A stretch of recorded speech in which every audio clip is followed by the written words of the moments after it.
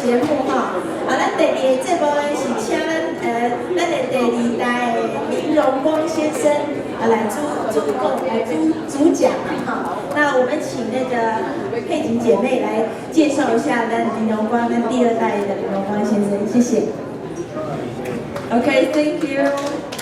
Hi, everybody. This is I'm Bonnie, Paging Andrew. I think right now the session is a combination of Natua and Natua 2, so I mainly speak English.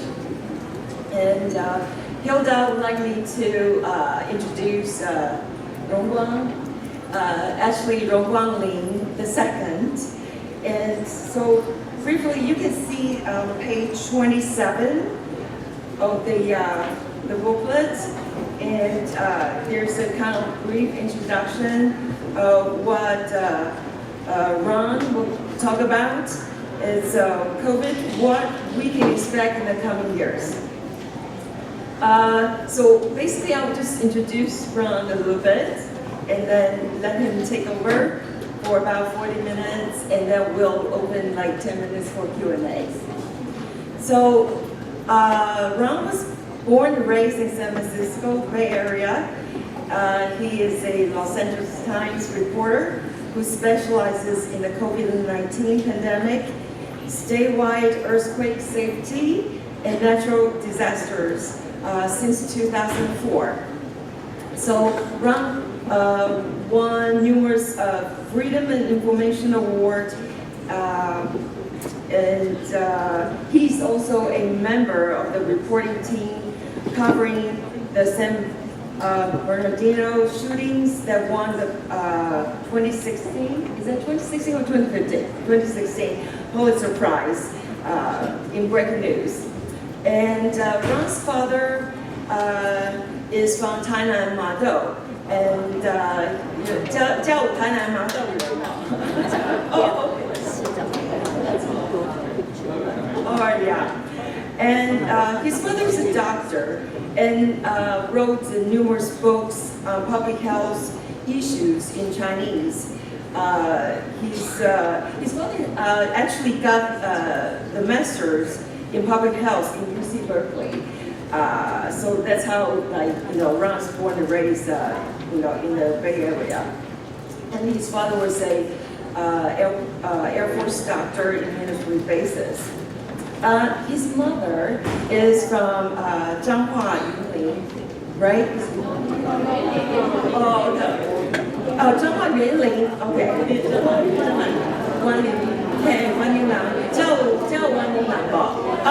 Okay. 对对对，然后 ，yeah， 就是 So Ron, he was born in 1982, so you know his age, and then he's the youngest of 4 kids. And for those mothers who still have single daughters, you'll be disappointed because he's married, but married without kids. But anyway, so through his father's influence, so Ron combines his interest in writing and public health. So in his career as a journalist, serving his purpose to make it impact and difference in writing. So right now, so what Ron, you can see the page 27. So when COVID-19 has become less deadly for vaccinated and boosted people, the disease still remains a significant cause of deaths in the U.S. So far, the coronavirus looks like it will stay with us for long term. So Ron's talk actually will look at where experts see the pandemic headed in the coming months and years, and look back at various pandemic strategies by different governments, states, such as those in California, in Florida, or in other states, and different countries, probably Japan as well as Taiwan. So now let's give a big hand to Ron.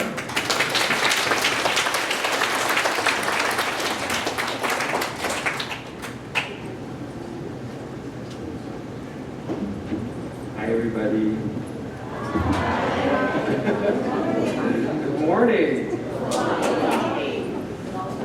Let me just make sure I know how to use this clicker.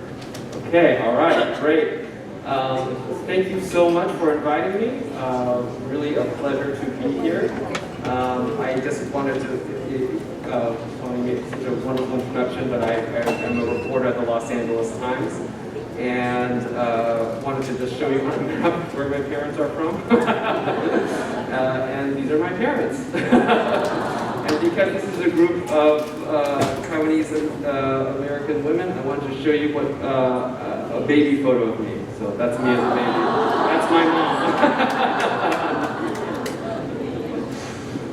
All right, and just a picture of California. I grew up in the San Francisco Bay Area. I lived in Alhambra here in Los Angeles County for many years, but now I'm back in the San Francisco Bay Area. And here's a picture of me and my wife at our wedding. So, I wanted to talk, I was invited here to talk about the pandemic. Is COVID over? I hear this a lot. Oh, COVID is over. It is not over. It is getting a lot better though. Let me show you the death statistics for the United States. About 500,000 people died in the first year. About 400,000 people died the second year, but still 136,000 people died in the last year. So it's much less scary than it was, but it's still a big burden.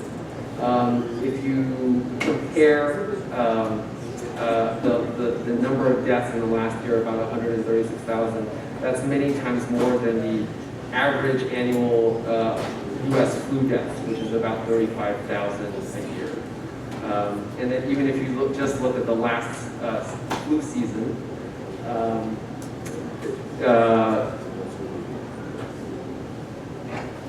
since October, there have been 19,000 flu deaths, but again, 74,000 people have died from the flu. This might be surprising, just because it seems not in the news all that much. So who is still dying? Well, it's higher risk people. So older people are still more likely to get serious illness. It's people who are not up to date on their booster shot. So if you haven't gotten a COVID shot since September, it's time to get one.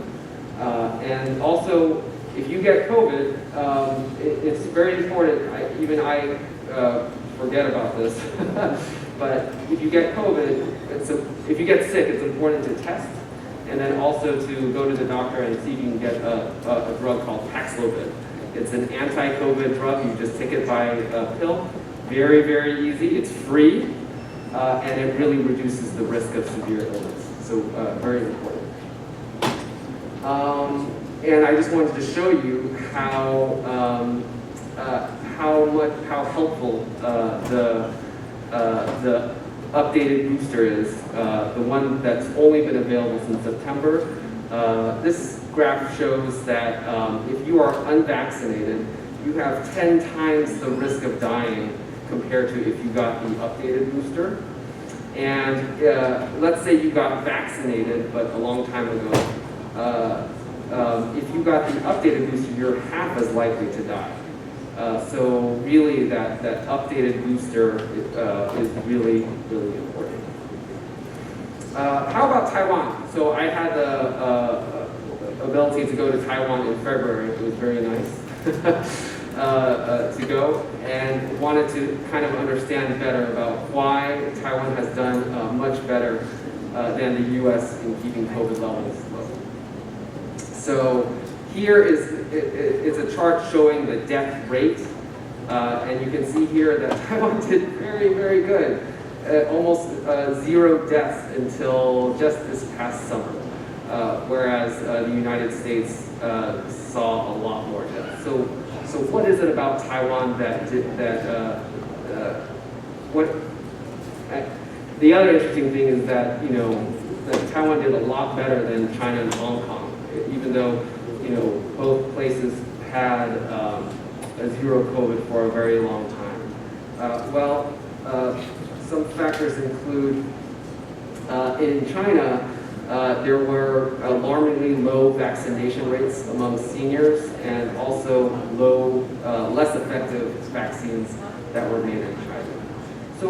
So what did Taiwan do right? I mean, here I charted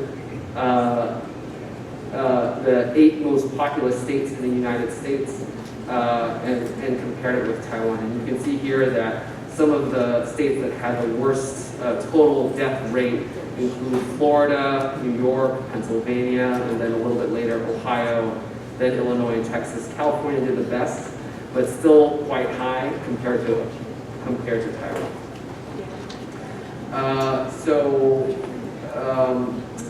Some of the steps that Taiwan took, there was widespread acceptance of masks. They even had a universal mask order that only just was relaxed just in the last couple of months. Taiwan has a very good cooperative, everyone likes to cooperate with each other, but everyone's on the same team. There was a very comprehensive quarantine system where you had to stay in a hotel for maybe 14 days or 7 days when you came in. Yes, it was very troublesome for people trying to come in, but it did really help keep COVID low. Taiwan has an excellent healthcare system, government healthcare system. And what is particularly important is that all of this delayed coronavirus cases from really being a big problem in Taiwan until much later in the pandemic. So by the time that COVID started to come into Taiwan, a lot of people were vaccinated and there were anti-COVID drugs like Paxlovid. And there's also a little bit of luck being an island helps. But it's also important to know that Taiwan actually still did a little bit worse than some of the other countries that did very well.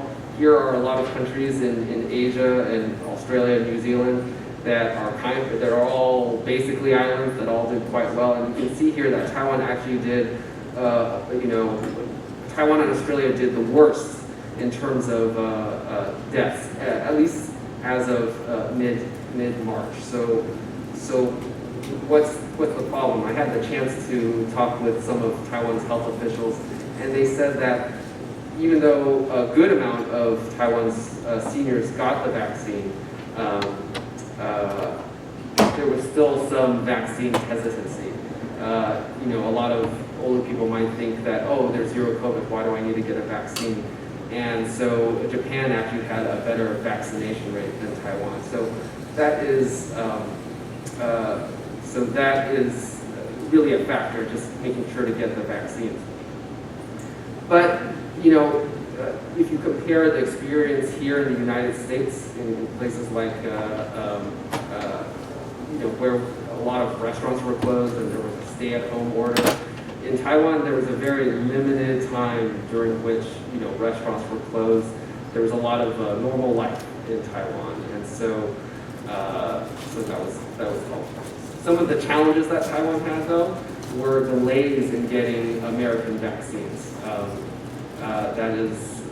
That was an issue, and there was a lot of suggestion that China interfered with getting American vaccines into Taiwan.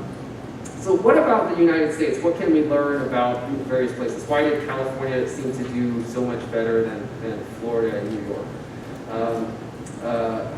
So here is just looking at the 4 most populous states, just to make it a kind of a clearer look at it.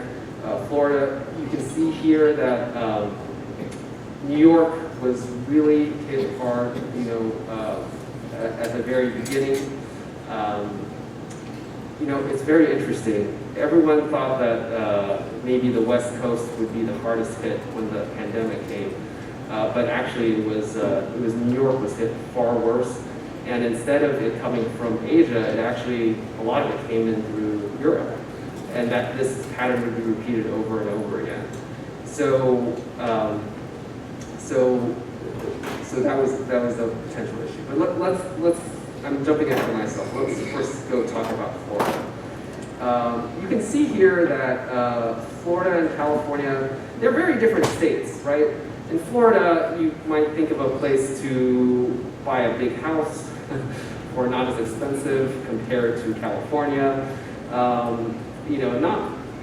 If you think about Los Angeles, there's a lot of lower income people and there's a lot of crowded housing. And it's just, that's not as much of an issue as in Florida. So you would expect Florida to do actually better than California in a lot of ways. You can see that they were about the same, and then the deaths in Florida started to get worse, and California did a little bit better. But then in that first winter, especially for people who live in Los Angeles County, it seemed like it wasn't too bad, and a lot of people were just very tired of staying away from their family members, and so that first Thanksgiving, people wanted to meet, and that was a big disaster. The vaccines were not available at that time, and we saw tremendous deaths so much that the hospitals were so overwhelmed with bodies that they had to call the National Guard to come in because the morgues were so full. The National Guard had to help bring the bodies from the hospital to the coroner's office. But what's very interesting here is this point. This is after this is during the first summer. This is during the first summer when everybody who wanted the vaccine was able to get it. So what can explain why California did better than Florida after that point? Well, let's first look at the vaccination rates. Florida actually did quite well vaccinating seniors in that first year. Look at that. On the right, the chart in red shows Florida's vaccination rate, and on the very, very right is the vaccination rate among seniors. 88% of seniors had at least one vaccination dose. That's pretty good. California, by contrast, had 81%. But look at what you're seeing in the middle. The younger people like me in their 20s, 30s, and 40s, and also even in their 50s, they had lower vaccination rates. And so one of the issues is that younger people will still communicate with older people, and so if there is more circulation of the virus among younger people, that can still affect the older people. The other interesting thing is that in the middle of 2021, in the first summer, after we got the vaccines, you may have remembered that everyone was excited. We're going to take off our masks. The pandemic is over. How many times have we heard the pandemic is over? But in Los Angeles County and in the San Francisco Bay Area, they did start resuming a mask order. And to me, in my experience, being in the San Francisco Bay Area and also being in LA County, there was a more of a culture of wearing a mask compared to other parts of the country at that time. But Florida is a very different place. There was no reinstatement of mask mandates in such a wide-reaching way, and in fact, the governor and his officials really attacked mask and vaccine mandates. And maybe that has an effect on why you'll see this.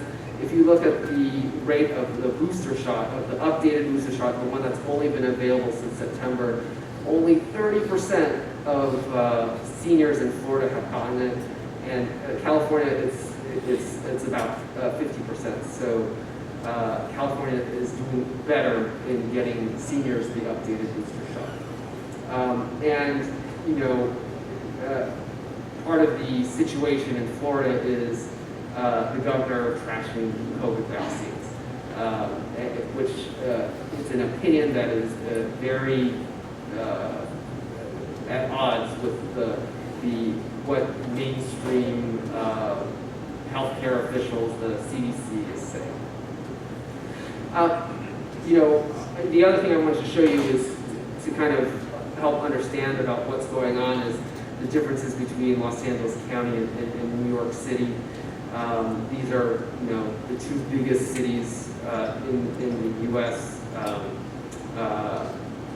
So what can we learn about it? I already told you about how New York City was very hit hard at the very beginning of the pandemic, and Los Angeles had its own surge later that winter, but it never was as bad as what New York City got. So, but more interestingly, what can explain why in the second winter, why did New York see, a lot more deaths compared to Los Angeles County? A couple of things, and you'll see this is a theme. Los Angeles County implemented their mask order in July, but New York, they wanted to keep masks to be optional for a long time, for the rest of 2021. And only when the Omicron variant became clear that it was a threat around Thanksgiving of 2021, they required masks indoors. But by that time, it was too late. The culture of New York City was just to not wear masks, and that may have been a reason. The other reason, possibly, is the difference in the booster rate among seniors. Here, you can see the red line at the top shows the percentage of seniors boosted with just a regular booster shot, the first booster shot. And it's much higher than what you see in New York City. I don't exactly know why Los Angeles County is doing better in terms of boosting seniors, but that is a factor. And then just one more interesting example. If we compare Los Angeles County and the San Francisco Bay Area, this is a chart of the death rate. And you can see here the Bay Area, San Francisco area is blue, and the Los Angeles County here is red. And you can see that the San Francisco Bay Area did much better in terms of keeping deaths low. What could be the possible reasons for it? Well, even better vaccination and matching rates in the Bay Area, and the Bay Area has less of an issue of poverty and overcrowded housing. So, what are the things that can help protect you? Get that updated booster right now. This is a chart showing how unvaccinated people in the age group of 65 to 79, they're 10 times more likely to be hospitalized and 10 times more likely to die compared to people with the updated booster. And again, if you have that updated booster, you're only half as likely to be in the hospital and half as likely to die compared to if you were vaccinated, a long time ago. It's also just important to, if you're sick, please get tested. And if you test positive, get Paxlovid. Very easy to do. You could even go to, if you have a CVS and if there's a minute clinic, you can go in there, get in and out, and you can get the oral medication. And importantly, it's Paxlovid and vaccination that decreases the risk of long COVID. So it's important to get. One thing that I know, I can imagine a very common feeling is that, oh, I don't feel so bad. Why do I need to take this Paxlovid? Well, it's important to take those pills before you get severe illness. And then another thing is to avoid sick people. This sounds very silly, but I know sometimes when you're at a large, like a convention or like at a large banquet table, maybe there's someone who's coughing, maybe someone who doesn't look ill, and it can be, we all want to get along and not say anything bad, but if you can, you want to avoid them. And if you start feeling ill yourself, it's just good manners to go back home and stay with some other people. That makes a really big difference. And then if you're in a crowded airplane or anything, or a shuttle bus, consider wearing that mask. That can really make a big difference. I also wanted to talk a little bit about earthquakes. That's my other specialty. Everyone might have seen the earthquake in Turkey recently. It's an issue both in Taiwan and in the United States. One thing to note is that earthquakes are actually a national problem. It's not just in California. Here you can actually see all of these colored lines. They all talk about earthquake faults. And you can see, yes, California is a problem in California, but it's also a problem in Washington State, in Utah, in the Tennessee, Missouri area, and even in South Carolina. In fact, I don't know if is anyone from South Carolina or Massachusetts here? There was people don't really know this, but there have been this left photo in here is from an earthquake in 1889, and the photo on the right is a drawing of an earthquake that happened just off the coast of Massachusetts. So just wanted to mention that. There are a couple of earthquakes that we're waiting for in California, and it will come someday. And it's also important to realize what a big earthquake is. So you can see in this chart, you'll see an image of a 6.1 and a 5.6 earthquake, and you can see how the orange line on this chart is very small, right? Those are the kind of earthquakes that we're more accustomed to in California. But we've never had a 7.8 earthquake in our lifetime. The last time a 7.8 earthquake happened in California was, well, you might remember the 1906 earthquake in San Francisco that destroyed much of San Francisco. And then in Southern California, there was a 7.8 earthquake here in 1857. And it went all the way from Monterey County, all the way through Los Angeles County, and into San Bernardino. It is an earthquake, if you remember the earthquake that happened in Turkey earlier this year, that is the style of earthquake. So it's just important to realize that an earthquake like this is going to happen at some point. If these earthquakes did not happen, we would not have mountains in California, we would not have the beautiful things in California that help make California a wonderful place to live when there's no earthquakes. But the good thing is, it's important to know that, yes, there are buildings that are at risk of collapse in an earthquake, but we also know how to fix them, actually. So this is an example of a very common building, apartment building, a carport on the ground floor. Most people who live in Southern California and the San Francisco Bay Area should recognize this. Very, very common, very convenient. But during an earthquake, it's the top of the building is so heavy, and the bottom, it's just, the building is held by these it's almost like a toothpick. I'm exaggerating, but it's very, very skinny. So if there's an earthquake that happens, well, it just collapses, and sometimes there are ground floor units on the ground floor, and people can be crushed and die. This happened in the 1994 Northridge earthquake, but there is a fix. If you just put in a steel frame on the ground floor, that makes it a lot stronger. And so here's a photo of. On the left is a photo showing how the top part of that apartment building is. You can see the piers; they're kind of leaning to the side, and it's that's a danger. But on the picture on the right shows a steel frame that just makes it a lot stronger. Another thing to keep in mind: this is actually very new news. There's another risk involving homes where there is a garage on the ground story. I'm sorry, these are homes where there's a living space on top of the garage. And so it's the same kind of vulnerability. If you take out a wall for the garage, that's going to make it actually less stable.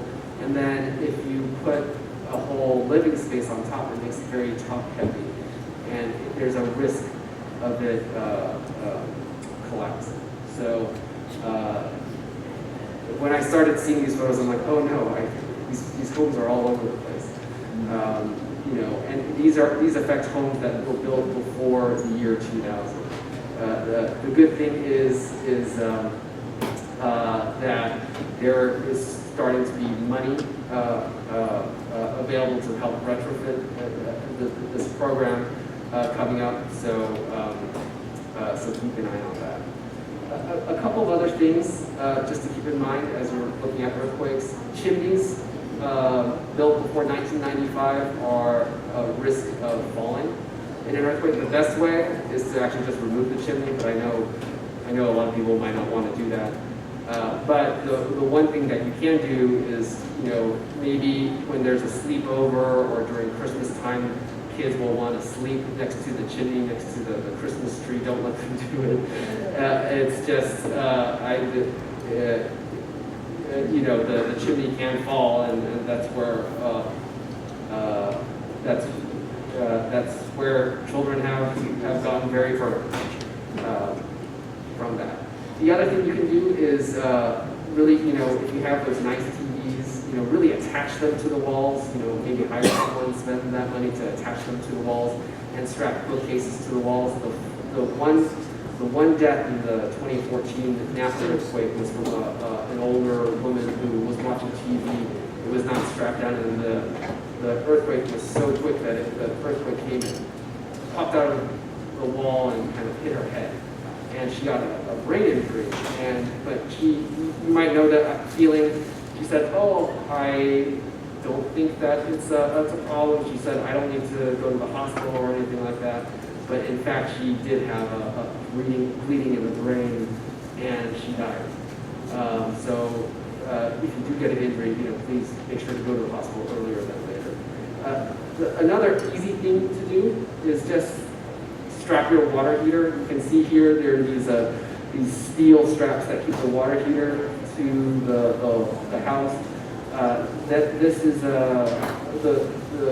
the number one reason why a house catches fire in an earthquake is because the water heater falls down, there's a spark, and boom, there's a big fire. So this is a very, very cheap way to keep your house healthy. And then finally, there's one thing you can all do. A lot of people here have smartphones. You can if you have an Android phone, you're good in California. If you have an Apple iPhone, you have to download an app called MyShake. It's developed by UC Berkeley. It's totally free. And it can give you a warning of a few seconds before the shaking arrives.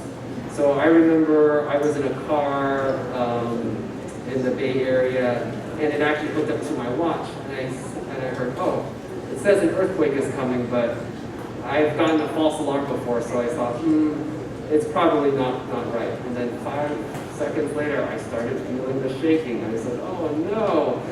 But it was not that bad of an earthquake, but even just getting that 5 seconds, it made it so that I understood that the shaking was coming. In fact, Taiwan actually has an earthquake early warning system, and in some ways you could argue Taiwan is more advanced than what we have in California. The TV stations will broadcast the earthquake early warning, and there are 3 videos. Is it possible to bring up those videos? So let me just remind myself what each of the videos is. So were we able to get all 3 of them up?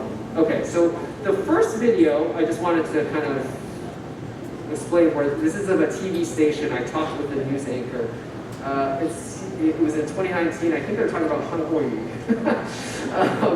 And then suddenly, her watch starts ringing, and she says, "Oh, I think I heard an earthquake early warning alarm from my phone." And then you can see a couple seconds later, the studio starts shaking. So let's cue that up.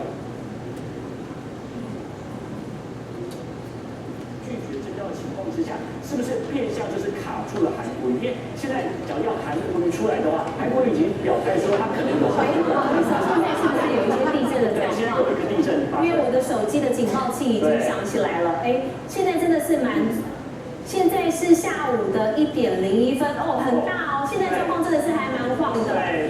请观众朋友要小心哦，先注意一下。我们看一下棚内的灯，因为现在感受上是非常非常剧烈摇晃的。可以请制作人告诉我现在有哪些资讯吗？ So here you can see how helpful it might be. Here's we'll cue up the second video. Here's a video that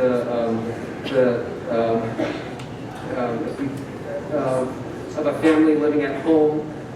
There's a couple living on the couch. There are cats. And you'll start hearing the sound of the alarm. So they hear the alarm, and then a few seconds later, the earthquake starts shaking.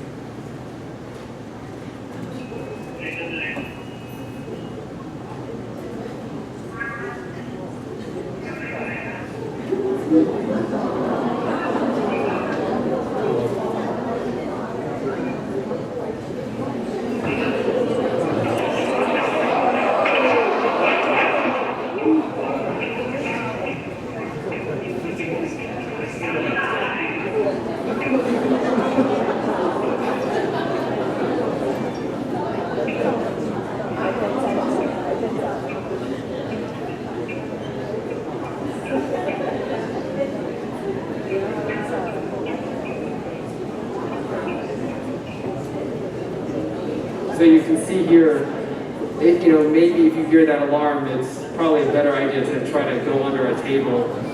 Don't wait to see if the earthquake is going to be a big one or not. Because what if that hit her on her head? It's better to get under, protect yourself, get under a desk if you can. There's one more video I want to show. It's a video of a family. And you can see their reaction when they first hear the audio, and then see what action they take.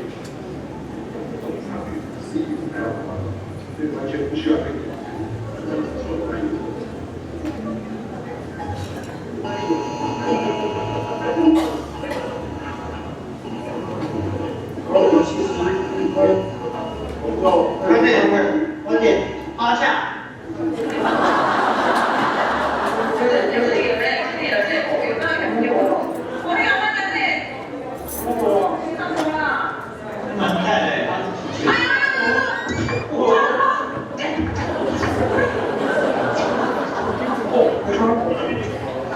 你小心点。好。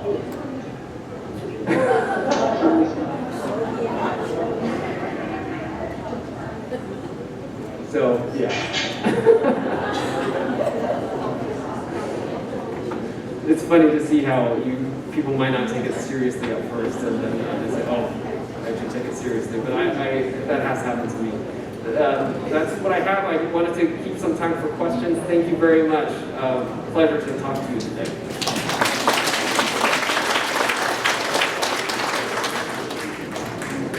Okay, so now we are opening for questions. Anybody? I'd like to address 2 points, one on COVID and one about the earthquakes. Okay, as far as COVID, I attended the UCLA Anderson forecast. It's an economic forecast. And what they said, this is in the middle of the pandemic,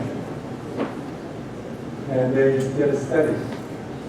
Countries outside of the U.S., those that have stricter policies regarding masking, things like that, their economy rebounded much quicker. As far as the earthquakes, it's you're right in strapping a water heater, but those things wear out too. So you might think of getting a tankless water heater when it's time to change. Thank you. Thank you.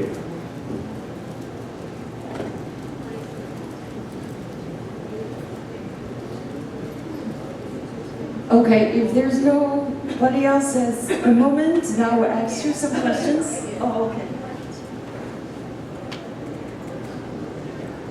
Do you believe the pandemic started from the lab in Wuhan? And do you think U.S. government gave some support before the accident, I think? So I know that's there's a lot of discussion about that. What I can say is that if you talk to a lot of the scientists, they never discount any possibility. If there's more evidence, they'll look at it. Based off of people who look at it, like Dr. Fauci, they think that the more likely explanation is that it did come through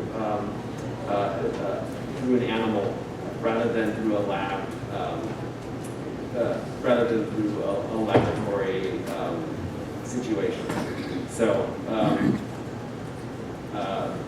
that's all I know. Okay. You have a question? Hi, Ron.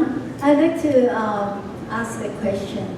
We all know that after the pandemic, after 3 years of pandemic isolation and alienation, we face a lot of challenges, like I say, inflation that affects us a lot, and unemployment, and the patient become unwilling to go back to work because there are still factory, restaurant cannot find enough workers. Okay, do you think that this will become a new normal? And also, like some business just went down, cannot go back anymore. But also at the same time, many new millionaires. There are so many companies, they really make a booming business. So that kind of rearrange the social classes. So this may be, to my concern, this maybe is a very big, besides a medical concern, this maybe is a no-return trend to the social order. How do you look at this? Yeah, that's a great question. You could look at a lot of things in the course of history. You could look at how World War II changed, the global economy forever. I do think that there are certain aspects of, like you said, that where COVID and the pandemic will forever change certain aspects of the economy. So, there will be people who will not want to go back into the office to work. So I think there will be cities like downtown San Francisco, they are going to have to face a situation where there aren't going to be that many people coming into downtown to do a normal office job for quite some time. So they'll have to look at that. There are also probably some good things that have happened. Now it's a lot easier to maybe do a doctor's appointment online. So there have been sort of changes there.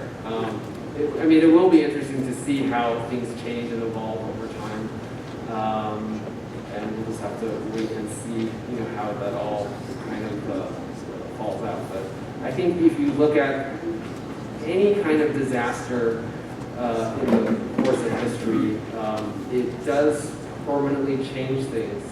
You could argue that, for example, San Francisco, after the 1906 earthquake, it never was really the same after the earthquake.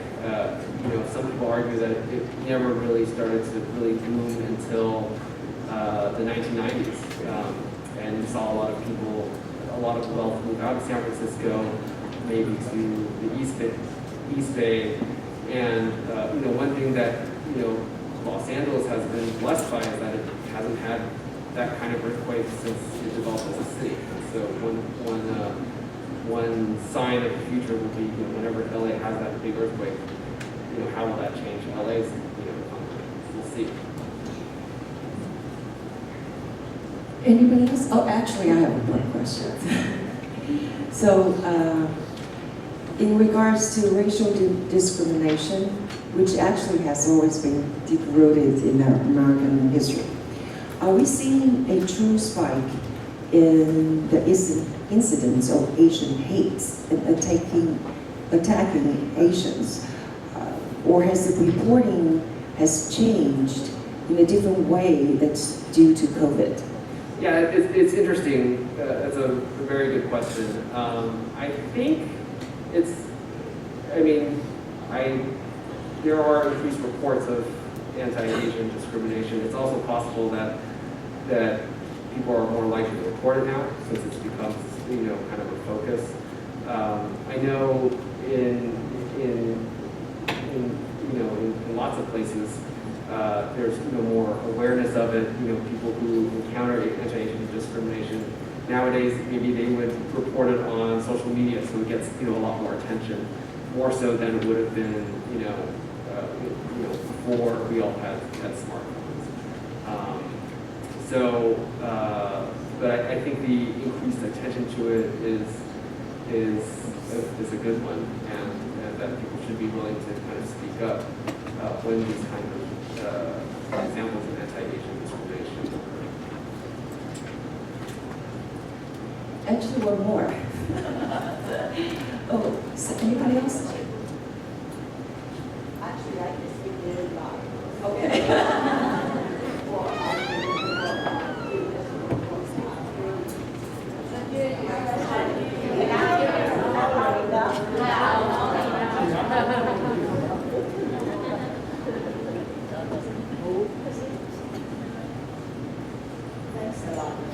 I actually want to follow up with Guina's question in regard to the impact in the whole society.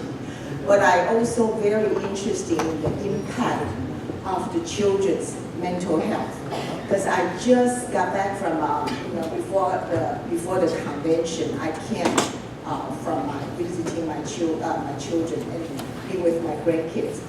My grandkids, who is now 6, when he was 3 or less than 3 years old, the pandemic started. So he got used to all this mask and all that. I realized that even the school says there's no enforcement of wearing masks. However, he wears mask, okay? And then he's kind of, it's part of his mouth. Only if he want to eat or drink, he just, until we reminded him that we don't need to. It's already done with the maskings. So I wonder if there's any long-term research on kids' mental health. Okay, not about school, not only about school, academic, setback, but also the mental health of this natural disaster. Okay, thank you very much. Yeah, that's a great question. I think, especially during the time in the U.S., when there were a lot of stay-at-home orders, a lot of schools were closed. I think that was a very difficult situation for kids to remain at home, especially younger kids who, just learning through the computers is not the best, situation. Whereas in Taiwan, because COVID levels were so low, there was a lot more normality. What's interesting to me is just, the cultural difference between, when I flew from California to Taiwan in February, where in California there was a lot of, masks are almost, gone everywhere. But in Taiwan, everyone still wears masks. It's the same thing in Japan. It's, and I don't, everything seems fine to me. One of the questions that came up early on in the pandemic, some people would say, oh, I'm really worried that my child would not be able to, if they can't see the teacher's mouth, will they have a harder time learning how to pronounce words or anything? But other people pointed out that, if you look at studies about people who are hard or are blind. That was it. They actually they don't have a harder time, with language development. And so I don't think, in terms of learning how to do language, I haven't seen any evidence that suggests that there is a longer term impact.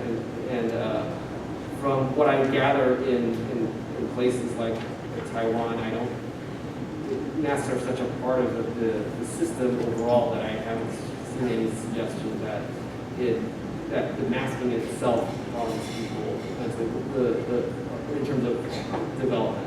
I think more of the issue is just making sure that kids can go to school, as quickly as possible, and that so I think that's kind of a factor going forward.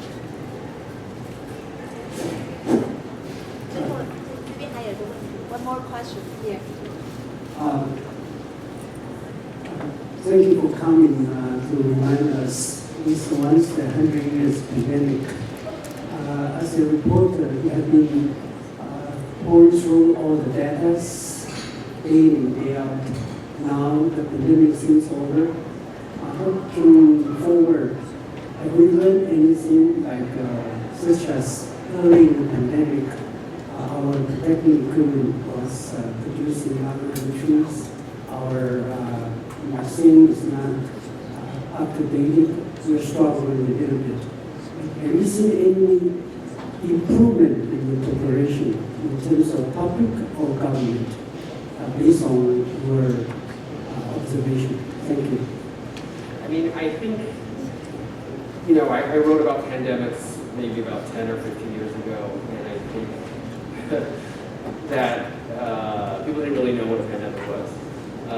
There was a pandemic that happened in 1918. I didn't really learn about it in school. I think one of the issues about pandemics is that they're so horrible that nobody really wants to even, it's so easy to want to think it's over and you almost want to forget about it, And I think that's what was the case with the pandemic 100 years ago. The idea of thinking about it is just so terrible that you just don't want to. It's like earthquakes, it's easy to not think about it. So I think, at least in the next, 10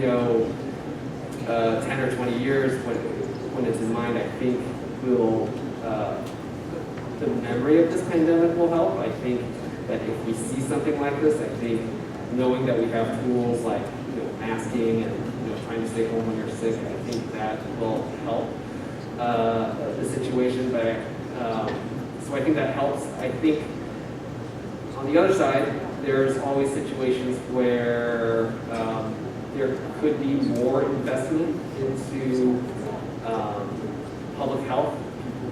Governments, generally, at least in the U.S., they tend not to put as much money into preparing for the next pandemic. And so that's always been a struggle. So it's not as ideal in terms of the preparation. One key example is one of the reasons what's interesting is that Taiwan, I think one of the reasons Taiwan was so well prepared, relatively speaking, for this pandemic is that they had the memory of SARS in them from 20 years ago. So they knew when they got that first report, we got to close the border. We have to, have people wait in the hotel rooms when they come back to Taiwan, so to check if they're sick. Having that sense of understanding, that's very, very helpful. Also, the fact that the vice president was an epidemiologist was also very helpful too. So I think if as long as we have that memory, I think that is helpful for the next pandemic. Okay, thank you so much, Ron, for today's such informative talk. And our president, Hilda, will present some gifts to you.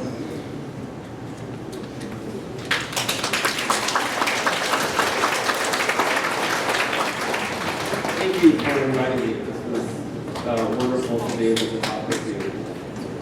Thank you. Thank you, Ron. Because of you, I'm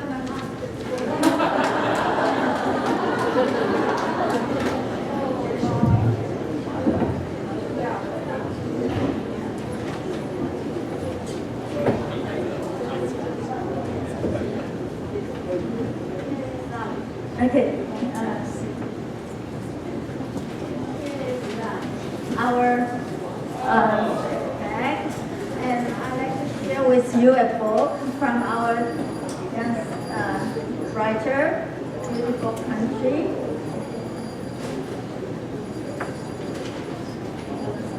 Appreciation.